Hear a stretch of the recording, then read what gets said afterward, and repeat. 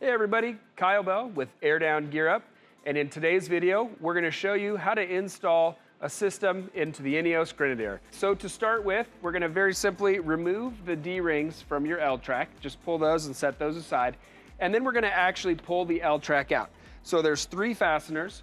We're going to come in, uninstall all of those, we'll pull that out, and then we will remove the mat as well. The Grenadier system starts with a very robust anchoring system. We want this to last the lifetime of the vehicle, so the way that we attach it into the vehicle is very important. So what we do is we utilize a solid aluminum machined anchor bar, and this is bolted directly into the vehicle body. We pull the existing L-track out of the vehicle, and we utilize those threaded holes to put an aluminum spacer and in this machined anchor bar. What this allows is a couple of things. First of all, it creates that very rigid mount to the body, which prevents any kind of movement. The system is securely attached here. It also makes installation nice and easy. The system slides into this. We secure these screws once it's in, and then we do the opposite when we're trying to take that out. So it makes the installation removal easier, provides secure attachment, and it also gets the system up off the floor just a little bit, so you're not going to be trapping any moisture. So that's how we start, is with this very robust anchoring system directly bolted into the car's body. We're going to take our anchoring hardware, which will be supplied with the kit, and it's going to be taped up inside one of your drawers. We're going to place the washer on the screw. We'll place the screw through the anchor bar, and then we're going to take this spacer and place that over the threaded hole. And then we'll very simply align this. And we're going to just start that by hand. It's important that you make sure that that's in by hand so that you don't cross-thread anything. And once the vehicle rear anchor bar is in, we'll do the same thing for the front. Same process. You'll put the washer on the screw, spacer over the hole, and you'll align all that. So with the anchor bars installed, we're going to present the system into the vehicle.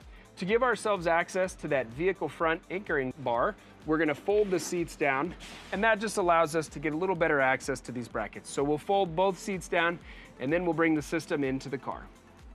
Okay, so what we're going to do when we place the system in the vehicle, we're going to align the slots in the rail on the bottom of the frame with the nuts on the brackets that are pre-attached to the anchor bar. So in this step, it's good to grab a buddy, load this in together. Here in the shop, we just do it off of this adjustable height table, but with 2 people, this is a pretty easy step. Okay, so with the system in the car, and with us having aligned the brackets with the slot in the rail on both the vehicle rear and the vehicle front anchor bar, now we need to get the positioning perfect. So to do that, we're going to very simply take the edge of this frame piece and align it with the edge of the anchor bar.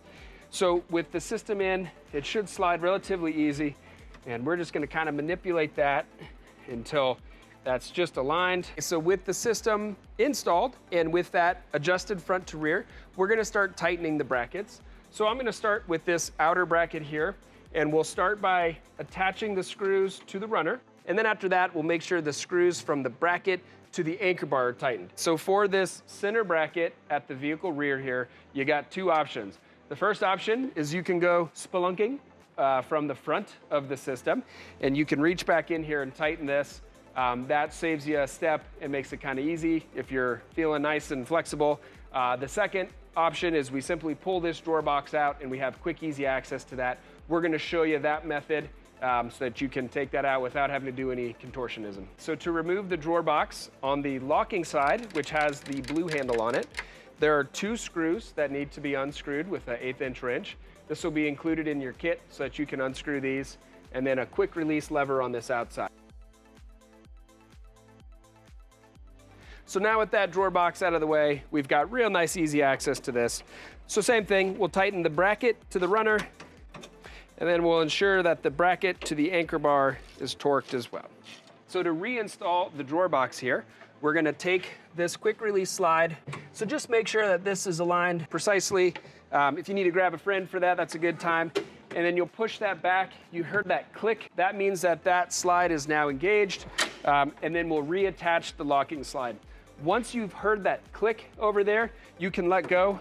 The box is kind of held in place well enough that we can then come put our screws in on the locking slide. So when we reinstall this, the screw near the face of the drawer, very simple and easy to see. In the back, you just need to align the drawer box with the access holes in the slide.